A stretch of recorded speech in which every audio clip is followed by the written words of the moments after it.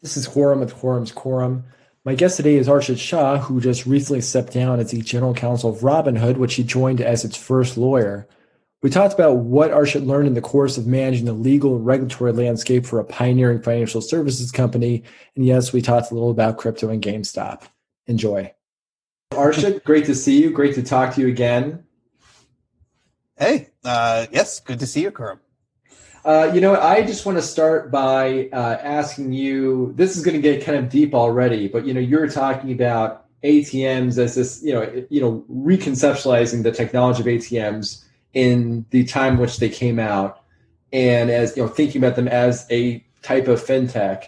And so something that's interesting to me is, in your time at Robinhood, to what extent were you looking at historical precedents for insight about how to chart this new territory? Because I feel like, especially in the history of finance, the deeper you go, the more you see recurring patterns on like a several 100-year scale, if you really look for those patterns. So I was curious, you strike me as someone who has a broad range of interests, and I'm curious about, how much you drew on, financial history to say, okay, here's precedents and here's, where we can be heading to, and here's the ways we fit into the past and here's the ways we depart from it and here's what to do about it.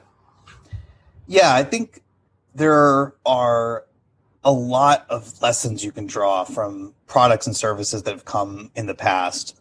And I don't know about hundreds of years, but over the past several decades, there have been a lot of iterations of financial services, and technology has pushed a lot of the financial services delivery mechanisms from person to person to online.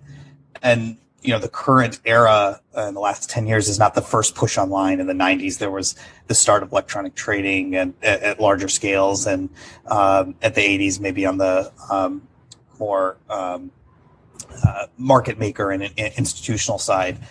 And each of those iterations and generations had financial services that we can learn from. And so certainly it was something that I think any fintech lawyer that's looking for ideas for how to structure things and how things have and haven't worked, learning from history is critical.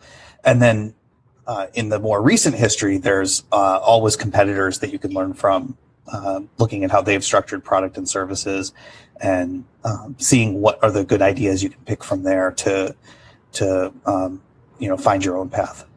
Maybe I'll ask something specific. I mean, you and I are about the same vintage, so we remember, what the dot-com boom was like, and that coincided, of course, with day trading as a phenomenon. Yeah. And, I think maybe it was last week, I was just pulling up old commercials from the 90s for day trading, and they're hilarious. And, I think anybody should do that. But so were there lessons learned from that era that Robinhood was conscious of, or that you were conscious of, I should say, in your role, and said, okay, well, here's lessons we can learn from this, and here's things to do, and here's things to avoid? I don't know if I have anything concrete in that vein. And I think it's less about lesson learned than, as I said, maybe ideas for how to approach things and on different issues, how to structure things. Certainly going back and looking at commercials for, laughs about, what was considered groundbreaking back then is something. And on the other hand, in terms of practical legal advice, a lot of the rules have changed. A lot of the directions that regulators have taken, things have changed. There's a lot of guidance that's come out since, the first iteration of electronic trading. So I don't know if there's anything more concrete that you can point at in that vein. I think something that's really obvious about day trading in the 90s is, you had companies underscoring how potentially lucrative it was. But, I think a key part, what people are also saying is what a fun and liberating lifestyle it is. And so it's interesting because, if you watch any, there's so many, I think, late 90s movies, like say American Beauty or Office Space or all these kinds of movies. And I'm just so struck by, or Fight Club I'm thinking of too. There's so many of these movies. And when you pull them up, what I'm so fascinated when I pull them up is seeing everybody in suits. Even down to the peons, everyone's wearing a suit. And so, I think life was very much of a straitjacket for a lot of people. And a lot of people felt very much at the whims of corporate America, whatever. And, of course, I think, with, I think the explosion of Silicon Valley over the next 20 years, and the cultural changes that emanate from there, now, even before COVID, suits aren't a fraction of the part of society that they once were, right? And so I think what's interesting about, the distinctions of this era to that era is, I think, in the dot-com era, so many people look to this as, it's something that's very much an escape from, what exists already as an option for people. But I think the cultural departure now is, now people have so much more freedom. There's this concept of the creator economy and the gig economy, and there's all these other ways to style your life. And I think people are becoming a lot more aware of lifestyle now. And so it's interesting to contextualize Robinhood in this era, in this creator era, where people are already inclined to, pursue their own lifestyle. And this is congruent with, the ability to have control of your finances is congruent with those other goals. So it's interesting to see what a different context Robinhood supplies there. And relatedly, I think what's also interesting is, we talk about gamification, and that's novel about Robinhood. But I think what's also interesting also to tease apart from it is, the $0 commission. So, I mean, those two things, I suppose you could have had one or the other. It wasn't logically necessary that you had them both. So I wonder if you can just comment on, thinking about these different pieces of the puzzle for accounting for Robinhood's growth and notoriety, if you will. What are your thoughts on that, Malou? I think a lot of that goes sort of beyond what I would say is my bailiwick from a legal perspective. But what I've seen, and if you look at the broader trend of history, the democratization of trading, the democratization of finance, started a long time ago as people went from, hey, you have to pay mandatory $50 commission. The only option was to call your broker, and it went down from 50 to 30 to 20. And so, along the way, Merrill Lynch gave way to Schwab and Fidelity and E-Trade. And so in terms of the march towards making it more accessible, that's been a long journey, for the industry. And on the cultural side, I think it's the same thing. There's cultural winds have been sort of blowing for a long time. And, it does remind me, speaking of old commercials, just went past the Super Bowl and, thinking about E-Trade commercials of old. There was, I think, some dancing babies and some monkeys, before that, and in late 90s, early 2000s. And so, kind of also having that, irreverent cultural attitude, or, sort of not the suit lifestyle as you're referring to. Yeah. Well, I know it's a question that you've probably been asked a number of times, but, so what was it going back to the several years ago that you joined Robinhood and joined as their first lawyer? What was that initial spark for you that drew you to it? Because it was a significant departure from the kind of work you were doing, which was large litigation, I think largely IP litigation. So, that seems like a really big leap. And so what made you want to take that leap? And, what was it that drew you to Robinhood? Yeah, as an IP litigator, it's a big change of field to jump to, going in house to being a fintech lawyer. It was a great opportunity for me, having met the founders, Beju and Vlad. They had this beautiful vision and this idea that we could create a mission-focused company on democratizing the financial system. Zero commission seemed like a pie in the sky idea, but they made it happen. And after sitting out with them and starting to understand what the mechanics were and what the road map was to a successful growing company, it was, great opportunity and not one that I could pass up. At a personal level, I've always had an interest in finance. And so it was a great opportunity to take what I'd learned, in terms of bridging between technology and law and help this company, move forward. Now, I imagine, were there other fintech or fintech-like companies that you were considering at the time? No, that's not an opportunity. As a IP litigator, I was a partner at Kirkland and Ellis. Certainly, I was thinking about what my career could hold. But this was something where, one thing led to another, and was able to find my way to having a discussion with Beju and Vlad, and that sort of led to this great opportunity. Mm-hmm. And you mentioned an interest in personal finance or finance personally. And so what was that interest that you had? As a prosumer user of brokerage apps, going back to my undergrad days, and originally being on TD and using Thinkorswim and E-Trade in between, and Fidelity for a long time, and Vanguard. I feel like I've had an account on every major retail broker dealer app.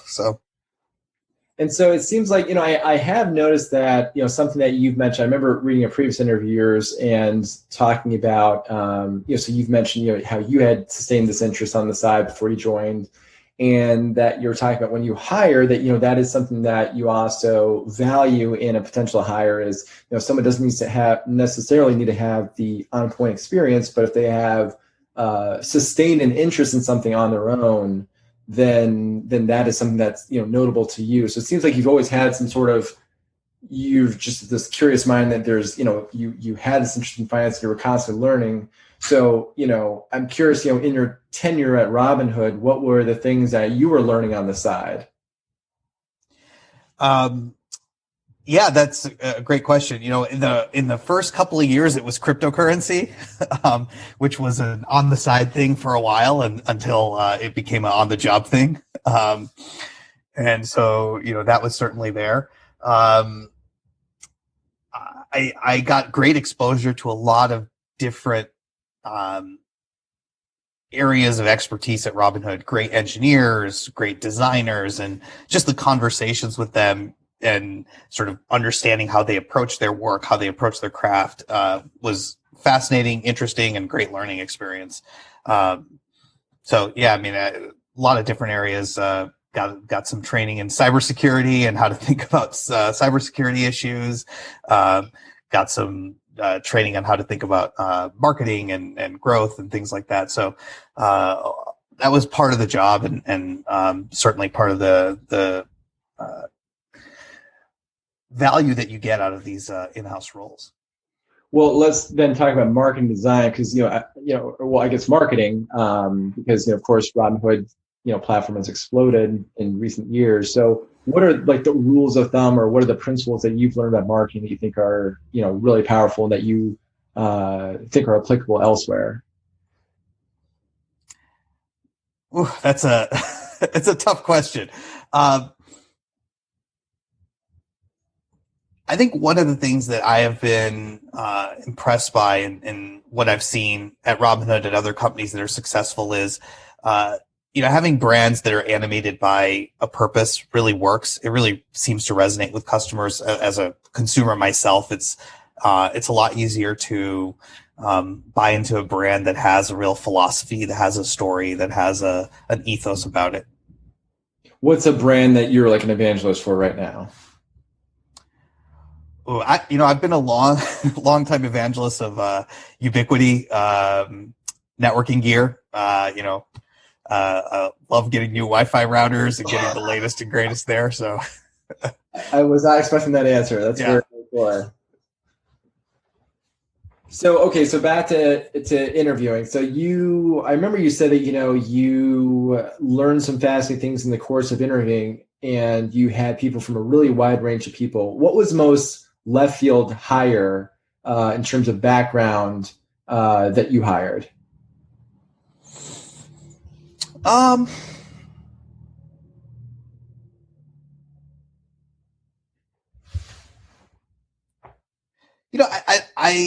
don't think I would put it that way. I think the way I would put it is, as the in-house team grows, as you start with one lawyer, as you get to 2 and 5 and 10, the narrower specialization comes later. Your earlier hires, there's so much ground to cover that nobody's going to be an expert at it all. And so it sort of is less relevant, the specific experience, because those early members of the legal team will be able to leverage some of their specific expertise, but then a lot of it is more of the general ideas about how to learn different areas of law, how to attack different problems, how to find outside counsel, how to work with outside counsel.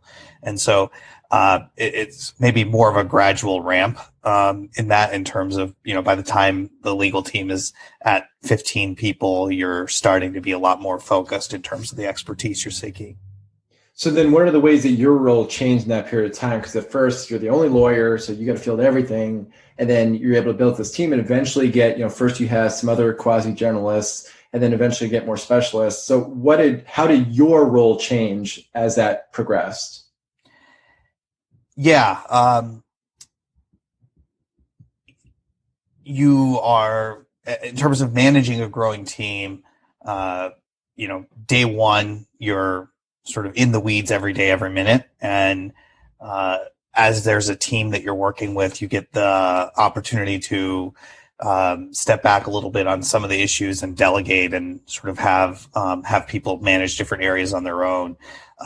As a practical matter, the way the Robinhood team grew and the way that I had decided to grow the team, a lot of the more general in-house work, I had a more direct hands-on as I hired people.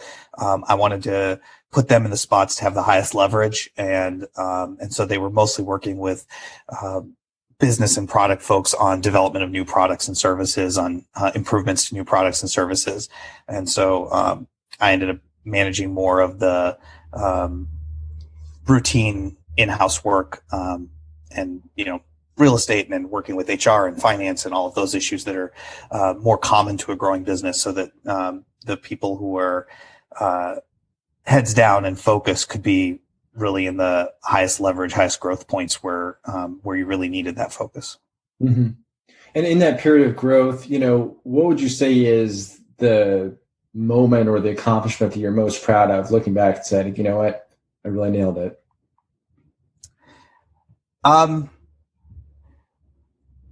I think the speed with which we were able to launch Robinhood Crypto and really get that was impressive. And it was, not just lawyers, but engineers and operations folks and designers and everyone, all hands on deck effort.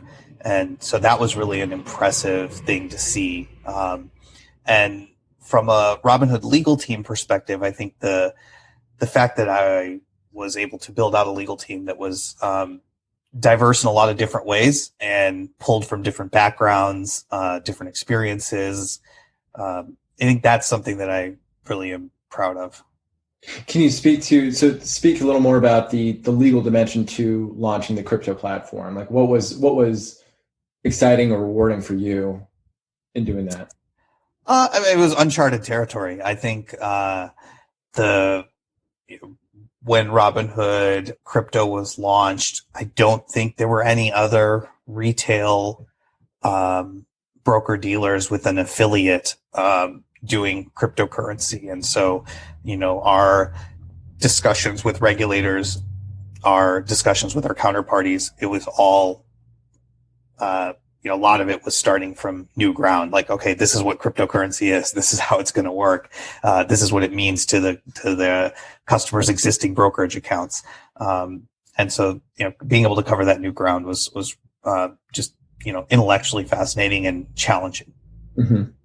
And so I'm really interested, and we talked a little bit last time about, the kind of regulatory environment that you worked with. And, I think people maybe have, I don't really know what people's conceptions are about, the regulatory environment that you were facing and like what that actually looked like. But I'm kind of curious to hear, what are the things you think the United States regulatory system gets right? What are the things that you think our regulatory system does really well? Well, I'll answer from my perspective, my little corner of the world. And, I think what we've seen in the last few years for the I guess explosion of fintech is one way of putting it. A lot of different innovation from a lot of companies in different areas. I don't think that's possible if regulation is sort of too locked down, too prescriptive and too limiting. And so it's certainly true that the regulatory environment imposes constraints on new businesses and new business models. But on the other hand, I think if you look at the trajectory of the last decade, a lot of innovations happened. And so I think that is something that the regulatory environment can point out as a success. I think the other piece of it is a lot of regulated institutions that have high touch, with whether it's FINRA or SEC or banking regulators. A lot of that high touch relationship based regulation is helpful in protecting the integrity of the financial system. And I know, it's there are challenges there, and I'm not an expert to speak to the causes and roots of our last financial crisis, but for the most part, we've been able to weather a lot of changes, and I think that's in no small part due to the fact that regulators are engaged with a lot of different institutions. Now, when you say high touch, one way of looking at it is, high barriers to entry. So do you feel that, do you agree with that, I guess? And then do you feel that, barriers to entry are beneficial or a hindrance, or how do you find that balance? Yeah. And, there are barriers to entry in the sense that you do have to figure some things out to launch a financial product or service. When I look at the landscape today across a variety of financial services, I don't think that barrier to entry is prohibitive. One of the things that I think is helpful in that regard is the ability to launch on, the standing on the shoulders of giants. You don't have to reinvent the entire financial services stack to launch a new product. And so, in the broker dealer space, you can get a introducing broker dealer put in place and have a partner with a clearing broker dealer, and that'll carry a lot of the regulatory burden and regulatory infrastructure for you. And so you can focus on, as an introducing broker dealer, on the things that introducing broker dealers need to do, the relationship with the customers and the app or whatever the interface is and all of those types of things, without being solely responsible for things like the regulatory capital and the back-end clearing, accounting, all of those services. So that's one onboarding ramp in the broker-dealer space. I think that's parallel to the sort of neobank world where you don't have to be a bank or get a bank charter to launch a bank product. And so when I look at the barriers to entry, oftentimes it's more about finding the right set of partners to launch the product or service that you want to launch. And I think that's a model that helps the financial system maintain sort of that regulatory control while at the same time enabling innovation. What makes for good partners in banking? What how do you align incentives, and how do you make sure you're dealing with good counterparties that you can build with? So from the legal and compliance perspective, particularly in this area of new companies, new market entrants, the best partners will help you learn the landscape. They'll help you understand the underpinnings of the regulatory sort of pieces and how they fit together. So when you have that kind of a partner, it really helps the business grow faster, so you don't sort of project yourself or aim yourself in a direction that's guaranteed to run into problems. And so I think that's the best case. I think the worst case is if you don't have if you aren't able to get feedback on why, if you aren't able to get feedback on why things are structured the way they are, and then you're left sort of shooting in the dark. Mm. Well, I want to continue the conversation about barriers to entry by doubling back to something you were saying about, another thing that you're proud about with your team at Robinhood was building a diverse set of attorneys. And so tell me more what you mean by that. Yeah. As I started building out the legal team at Robinhood, I wanted to hire attorneys with different backgrounds, not all from law firms, not all from in-house departments, not all from government. Um, and then trying to find sort of uh, the people who would best be able to fit in and work with a growing fintech company and work with our internal clients and communicate and really integrate with our internal clients. And so, the first 10, 15 people coming into Robinhood's legal team, that was the route. And there wasn't sort of one single profile or one single sort of template that I was trying to pick from, and I think it's important, not just in-house legal teams, but, legal field generally. I have a strong belief that there are so many paths to success. Some people are successful via being heads down and reading every single piece of precedent and every decision. Other people are successful by building on relationships and learning from their relationships. Other people are successful from being able to efficiently work with outside counsel or efficiently work with other attorneys, that kind of thing. And so if you're using a cookie cutter to hire, you're going to run into problems because you're not going to have that diverse skill set. Yeah, I feel like I've met plenty of attorneys in the first group who are, all about the precedent. They've read every federal circuit case, and they can tell you all about, what the standard is for, obviousness or whatever. Yeah. But so tell me more about that second group you talked about, the people that are very relationship driven and are able to capitalize on that. Like, what does that look like? Sure. I mean, I think it's efficient communication, being able to understand, I think from an in-house perspective, it's often the client service, working with your internal clients and being able to, it doesn't do any good if you're talking about an IP issue to know all of the precise factors on obviousness and all of that. If you have, aren't able to communicate that with the engineering teams that are actually working on, say, an invention disclosure or a patent issue or something like that. So, there's those type of relationships. A lot of attorneys will have good relationships with people, whether it's classmates, former law firm partners or colleagues, whatnot, to be able to bootstrap knowledge to know, how to tackle this problem. Like, okay, hey, we have, new privacy regulations coming down the pipe. Who do I turn to? And if to kind of caricature the distinction, one approach would be say, all right, let me just read the entire new set of, the new CCPA, say.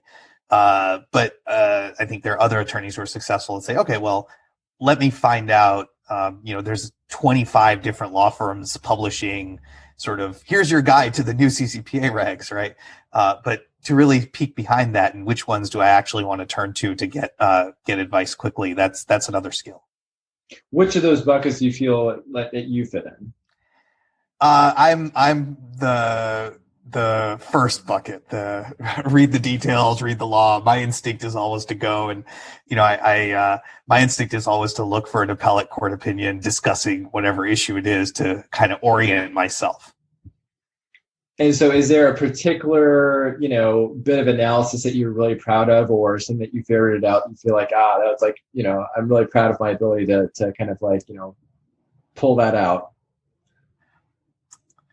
I don't think there's anything that I can go into on that front. But yeah, I mean, I think there's certainly been times in my career where there's a sentence in a federal circuit opinion or a sentence in a appellate court opinion where it's like that is going to have ramifications down the line, and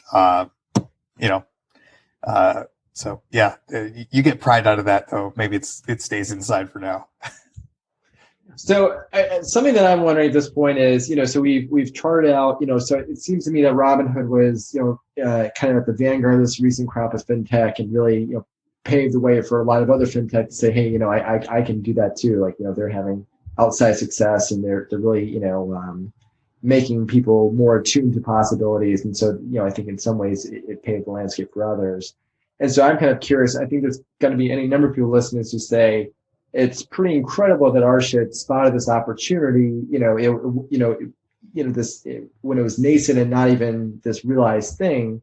And so now, yes, there's a bigger field, but maybe that means there's even it's even more hard to navigate. Possibly, I'm not sure. So, what advice would you give to someone who is setting out to say, hey, how do I find my mission-driven company? How do I find some place that I can grow the way that Archit grew Robinhood?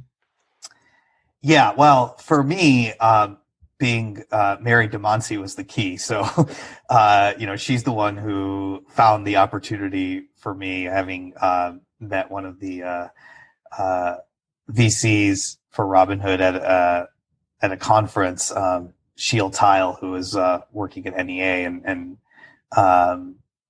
and he had mentioned that, hey, they're looking for a GC, and so that's how I got the opportunity to me. So it's marrying well. But in terms of generally, I think there's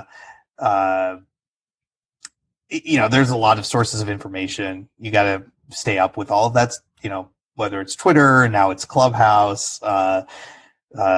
There's all sorts of online things, and if you're keeping up with the field, you'll have a sense for what you think is interesting and what you think will work. And it kind of goes back to what I was saying with for attorneys to have, areas that they're interested about and learning about, that'll give them sort of a jump on opportunities that'll really resonate with them. Mm-hmm. So in your time at Robinhood, what was the most annoying thing you heard from someone outside of the company?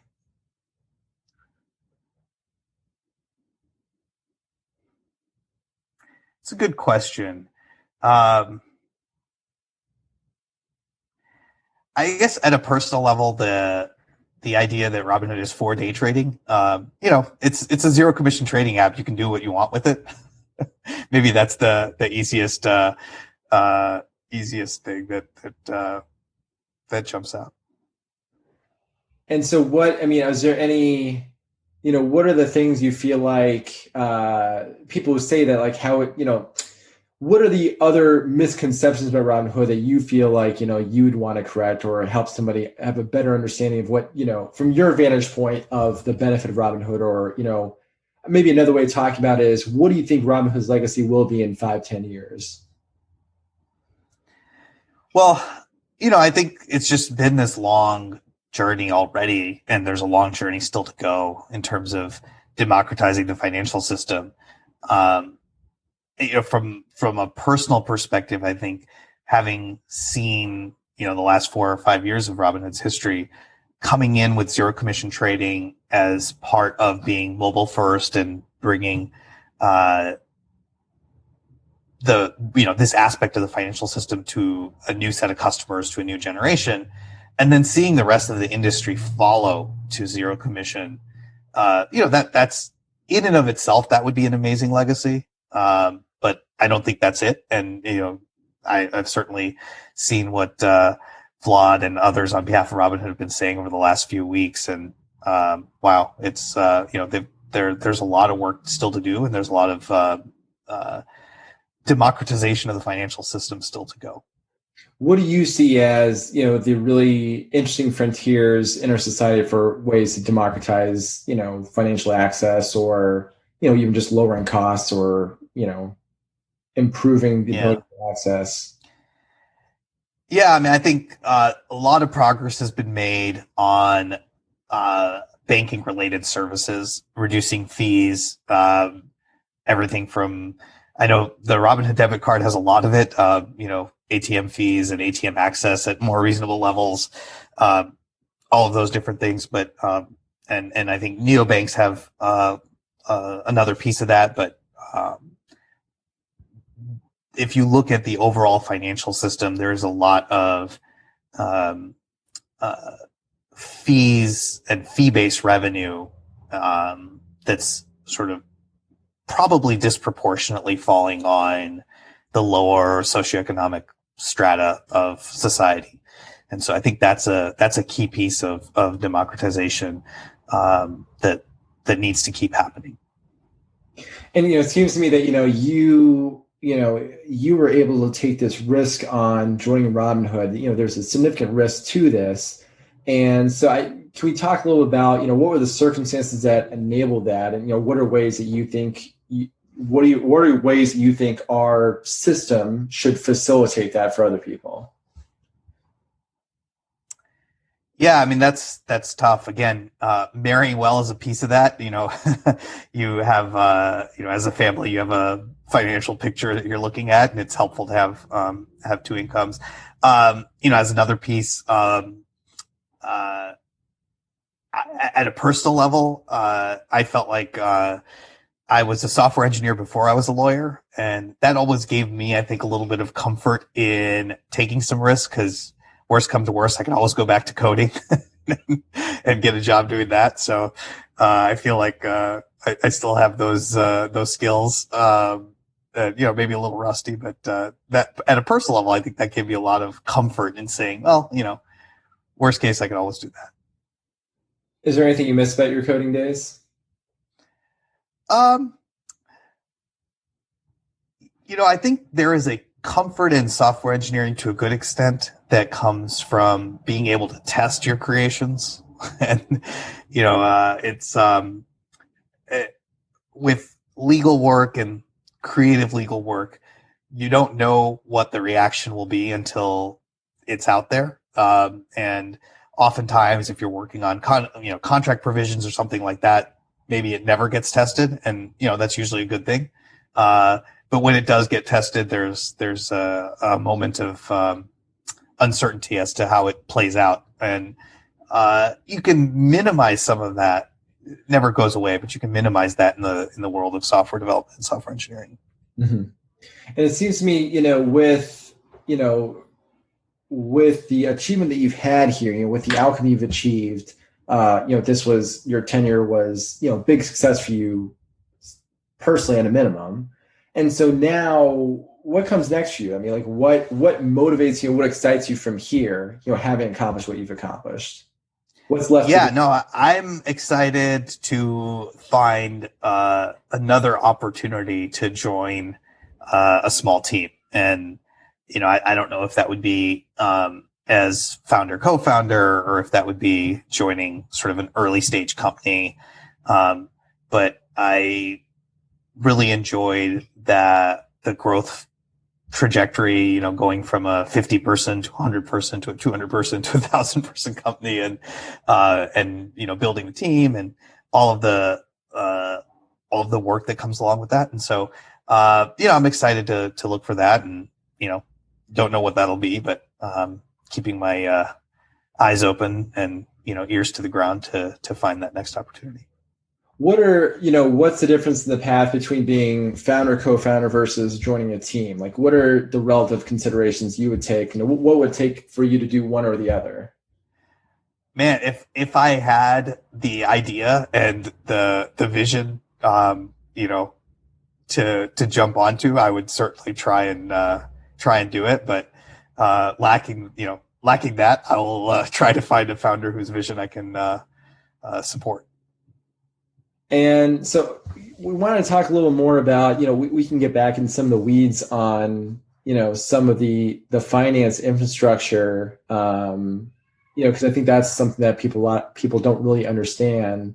So we were talking a little bit last time about, that, one major misconception people have about fintech, maybe including Robinhood, is the existing financial architecture that it's operating on. So can you, or with, I should say, maybe. Can you talk a little about that? Yeah, I mean, I think if you're sitting there thinking, okay, well, the fintech institute, these new fintechs are competing with the traditional financial system. That's true, they are, but they're also reliant on it. And I think that's one of the things that's maybe underappreciated is the extent to which to start a new broker-dealer product, a new bank product, a new lending product. You're building on a lot of existing financial institutions. You'll be talking to banks, whether it's Wells Fargo or Goldman Sachs or, whoever it is. You'll be talking to sort of the less well-known names. Apex is a clearing broker dealer that's a lot of fintechs have built introducing broker dealers on. There are some banks that are well known for supporting neobanks, and there's a lot of other sort of players in the system. In the card space, there's all kinds of vendors, and so if you look at that, I think that's sort of endemic of this industry, which is the regulatory complexity and the operational complexity is so big, you can't start a new company in this space and expect to go from, build from scratch. You're going to have to build on top of something. And so, it's no different than the on the engineering side, having Amazon and Google to build on. What are the ways in which people don't appreciate that crypto maybe has some of those, a lot of what's being developed in crypto and DeFi is similar? On the crypto side, I guess I'm probably not informed enough to speak about that. I think I have to imagine that those institutions are being built out, and maybe the best example is the fact that Ethereum exists as a baseline foundation, the ERC20 and ERC721 to build these other sort of tokens and infrastructures on top of. When did you first develop an interest in crypto? I recall hearing about it in 2014, and sort of thinking, I might try buying one of these Bitcoin things, and never getting around to it, or not figuring out how to open an account or whatnot, and sort of vaguely followed it. Once I joined Robinhood, I think I was surrounded by people who were sort of more interested in it, and some people joined Robinhood who had academic experience in analyzing or thinking about cryptocurrency, and so it was a great lunchroom conversation before Robinhood was thinking about doing anything with crypto. Are there any ways in which you're bullish on crypto? That's a good question. I'm maybe more generally a crypto skeptic. Stablecoins and all of the different use cases seem to be getting some traction. And over the last couple of weeks, I've seen a little bit more about the NFTs and sort of how the idea of status signaling through crypto tokens. And that's an interesting idea. I don't know if it'll be successful, but there's certainly some analogies to conspicuous consumption in the sort of pre-digital era in the physical world. Well, it's interesting because I feel like, we were talking about this technology stack, and I feel like, there's this, biology stack to finance as well, right? And the status and these other factors are a big part of what even enables, why we even use finance as a tool to begin with. And so I'm kind of curious to hear, we can take the example of something like GameStop. And, you can have a really long conversation about the sociological implications of this. And you can debate even whether there is any at all. But, I think some interesting things to talk about there are, what are the ways in which we're disconnecting some sort of underlying fundamental analysis from the evaluation of the security, and just what are the ways in which, we're in this sort of, are we in this post-capitalist type phase where, things are just like floating off into the ether, and, they serve, like you're saying, these sorts of other purposes apart from some strictly financial purpose. So, have you given any thought to what are some of the interesting sociological implications right now from the use of some of these technologies that we're talking about? I guess I see it as more of a continuum versus the a continuum building upon the financial innovations of the last 100, 200, 300 years. And so, I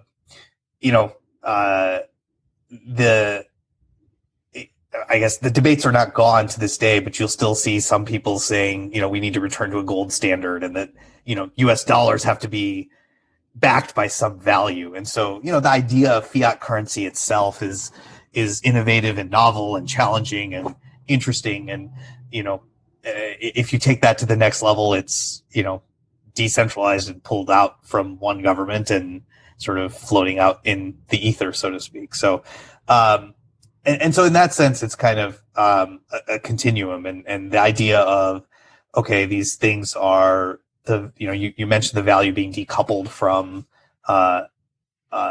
some kind of physical reality, but that's kind of been true for a while. The dollar is the dollar, and it's not really coupled to much of anything other than, okay, in the future you might need to use it to pay your taxes, and the U.S. government will be there collecting taxes. So, at least you have that guarantee that they're going to take some payment for that. So, and so I think the crypto system pushes to the extremes some of the ideas that we've seen previously.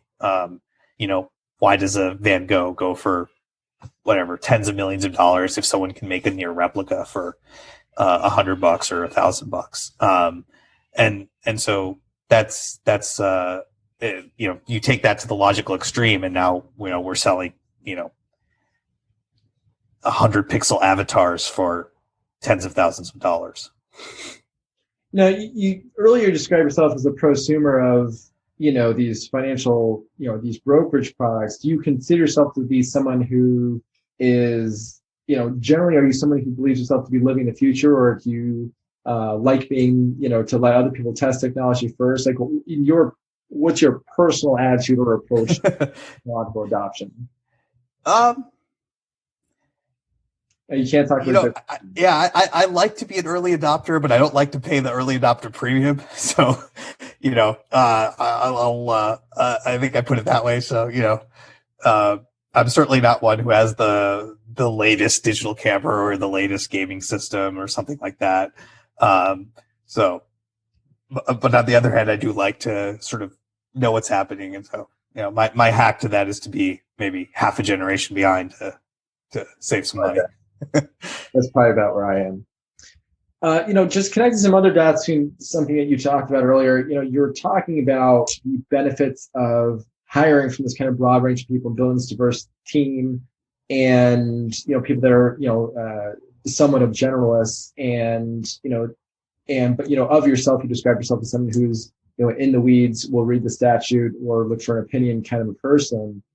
And so I'm kind of curious because, clearly, the path to Robinhood came through a set of relationships, and, you underscored the importance of building relationships with regulators. So, it strikes me that, relationships have been important to you. So what are some of the most important relationships that you developed, in your career? Yeah, it's a good question. I think, to progress in a law firm, for example, you have to have great relationships with people there, with people in your class and sort of at your level, but also people who are sort of at varying levels of seniority. And you can learn a lot from watching the most senior partners there, and hopefully build a relationship so that you can get some more tailored feedback and not just learn by watching, but learn with the interaction. And so, that's there. I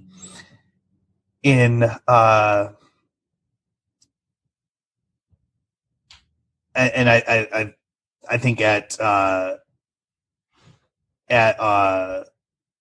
over the last few years at Robinhood, there's obviously the relationships within the companies, and maybe those are within the company, which is maybe more, clients and personal relationship, your internal clients, your personal relationships. But in terms of in the law, I would say there's a lot of value in the relationships that you have with outside counsel, and the stability that comes with outside counsel that's with you for a number of years. They are the ones who are able to pick up on trends and pick up on sort of the broader 360-degree perspective. Your perspective is so focused on your one scenario, but having the outside counsel relationships you can trust means that you can get more than that, just one perspective. It's the true independent check. Now, when you're evaluating outside counsel, you mentioned the word trust and you mentioned credibility in that expertise. So how do you find that fit? Are there ever circumstances which someone seems to have a lot of expertise, but you just don't feel like there's someone that you can rely on in a certain way, or maybe even vice versa? So what is the set of criteria you're using? Tell me more about that process for how you identify counsel that you trust and you want to build and work with. Yeah. I think they're obviously let's call it the blocking and tackling, being easy to work with, meetings and sending documents and following up with red lines, making it sort of easy for them to be your lawyer. We've certainly had outside counsel at Robinhood who sort of didn't meet that bar. And, for whatever reason, it was tough to schedule meetings or things, we were just not the priority or whatever. I don't want to speculate too much as to what the reasons were, but it just wasn't a good working relationship. So that's absolutely critical to get there. On the substance, there's very much that trust element is built on working through issues and situations over time. And it's when the feedback that you get and when the information and guidance that you get is actionable, is sort of plays out over time as making sense with respect to that little piece of the law as you learn more about it. Those are the situations that help build that relationship. So. And what are, it seems to me that those relationships that you can maintain over time. So what are the ways that you think, those are, ongoing assets. So what are the ways you think people should be cultivating a pool of relationships in a field now? I mean, so, apart from being general counsel, being in position to select outside counsel, what are the things that anybody in any given field, no matter what your role is, should do more of to grow relationships with, trusted people of any tenure, or maybe you can say specific for some kinds of tenures. Yeah, no, I mean, I think one of the things that's been interesting about the pandemic is kind of laying bare how easy it is if you put in the time and energy to do networking. Mm-hmm. And, that basic networking, if you reach out to anyone and say, hey, love to chat for 20 minutes to learn about how you're approaching this area. I think people are, you won't always, you won't get 100% hit rate, but it's certainly an easier route to building that set of relationships than I think maybe people give credit for. And of course, it's an investment. You don't have any immediate return or any immediate need to do that, so you have to make time to do it. And it's easier now than ever, and maybe it stays that way going forward. With Zoom, it's just, you can network with people anywhere in the world. And to that end, what are your views? Because you're based in the Bay Area, so I think there's some pretty trite answers about the longevity of places like the Bay Area or New York City. I think you'd be foolish to short those places. But I'm kind of curious, if you've got some more refined views on that, in view of what you're saying about the ability to build relationships, and what is, do you expect, the next, I guess one way to put it is, do you expect the next team that you would work with to be in the Bay Area, or do you not have any particular expectation of that? I think that's interesting. As a big law lawyer by training, you are used to working across time zones and offices and sort of a distributed team. I think, this era of distributed work is a little bit different with, Zoom or Hangouts or whatever you're using. But, when I was at Kirkland, there'd be times where I'd be on the phone for hours with someone who was, literally one floor down. And, that was just easier to work that way. And so it was no different whether we were in different time zones or not. We were in the same building and we still didn't see each other. So, that happens, and you're kind of used to working that way. So I think lawyers are maybe a little more ready to move to a distributed work environment. There is still, I think, some of the magic of serendipity and relationships and in the Bay Area, which will keep fueling it. I'm not super long on it. I think it's the sort of beginning of the end in that sense of the Bay Area being sort of unique in the U.S. and in the world from an entrepreneurial perspective. Yeah, I mean, it may not be a bad thing to, again, democratize entrepreneurship. I mean, I think that could be a net benefit to society, probably. Absolutely. Yeah, is there anything that you miss about being at a big firm? Yeah, I mean, I think one of the things that you trade off being in-house versus being at a firm is sort of especially at a big law firm, you're working on sort of 100% of the issues you're working on are hard problems that are at the cutting edge or sort of critical of the company. They're willing to pay hundreds or $1,000+ an hour for your time, and so it's certainly a valuable issue. When you're in-house, you're spread a little more thin and you don't necessarily have time to dig in deep on all these different issues. And so, sometimes it's more about managing the issue and rather than sort of being able to jump in. And so, you talked about knowing the latest law and obviousness or whatever the latest 101 decisions are or how the PTAB, those are luxuries that you don't always have if you're working in-house. And when you're triaging that way in-house, I mean, like, what are the heuristics that you developed over time to kind of prioritize what's important? Because it seems like that is essential to your role. Yeah. I think any in-house attorney can get stuck, can come up with a list of 1,000 different potential issues to research. And, in terms of being able to prioritize them, some of it is based on demands from the clients and, what are the issues that are top of mind for your internal clients. And then some of that is your judgment on which are the things that have a lot of zeros attached to them, the highest risk, the highest potential for, financial or otherwise issues coming up. And so ideally, you're not getting bogged down on the details on issues that aren't going to move the needle for the business one way or another. Something I'm wondering now, speaking of not getting bogged down in the details, is, what comes next for you, and that, I imagine you have a lot of luxury in what you choose to do next. And I'm wondering how you're thinking about that in two ways. One of which I'm wondering, are you thinking about, going for another home run? Or thinking about, hey, I want to kind of, do something that's, maybe 0 to 1 or 1 to N, so like which of those two are you more thinking about? And I'm also curious, like the leap from, doing IP litigation to, being in-house at a fintech company was a huge leap. Is that in subject matter something else you want to make another leap into? And I'm wondering, I guess another way of exploring all this is, why aren't you working on colonizing Mars or something like that? Yeah. I think I'm personally still very interested in staying involved in fintech. It's a fascinating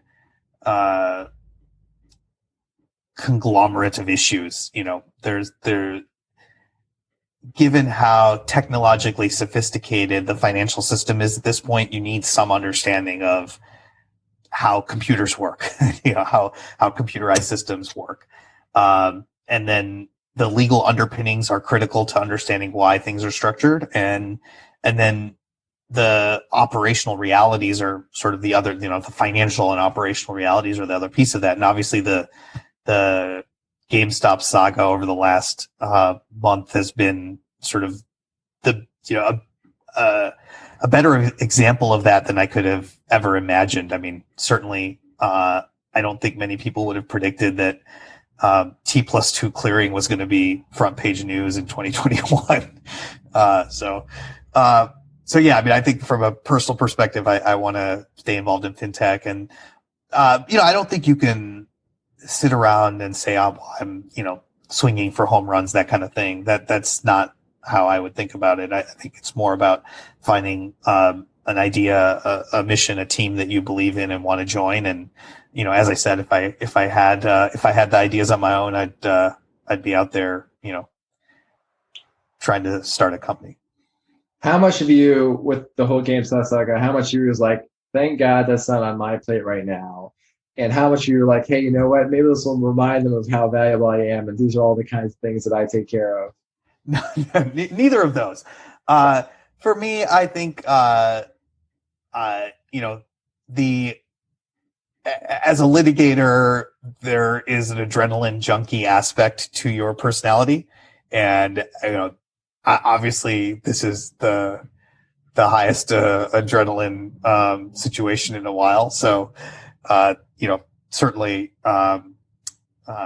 missing out on sort of being on the front lines of something. But on the other hand, from my perspective as an outsider now, Robinhood has handled the situation fantastically well. And, I think we've seen great explanations of T+2 clearing and other issues, and sort of a very mature way of handling difficult regulatory circumstances, a difficult, financial and regulatory operational circumstances. Yeah, I mean, I think it has done a public benefit in raising a lot of issues for people to discuss, understanding how order flow works, how short selling works, and T+2. And I think there's a lot of benefits that I think we're doing something to educate the general public a little more on these issues. My girlfriend's grandmother, I asked her, I said, hey, have you heard about this Robinhood GameStop thing? And so she is a very nice woman in the Midwest in Wisconsin. And she said, yeah, so all I know is there's this app where you can just take money from the rich. And so to me, it's just a genuinely fascinating thing that, an American thinks in America that's something that can exist. But that's, don't worry, I had a long conversation with her about that. Well, here's something I'm worrying about you. Are you enjoying yourself? Are you enjoying, I know you're adrenaline junkie, but are you enjoying not being in the thick of things right now? Like, is this a time of your life that you can take stock and say, you've worked really hard, you've accomplished some really great things. Are you enjoying yourself right now, just taking stock of it all? Yeah, absolutely. I mean, I think, I have two small kids, a 7-year-old and almost 2-year-old. And so having the freedom to, spend more time and sort of, jump in and needle my 7-year-old on homework and sort of get the 2-year-old to sort of try to play the piano. Those are fun things to do. So, get to do that, get to do a little more jogging and sort of get outside. Those are some good, I'm hitting trying to hit my 12,000 steps every day. So, Nice. The Fitbit's working. All of that is true. But I think, I am sort of thinking and reflecting and trying to see what's next and find another interesting journey to embark on. Well, I'm looking forward to seeing that happen. Yeah, thanks. Me too. All right, man. Thanks for taking the time to talk. I'm glad we did this. Okay, great. Thank you, Karam. All right, man.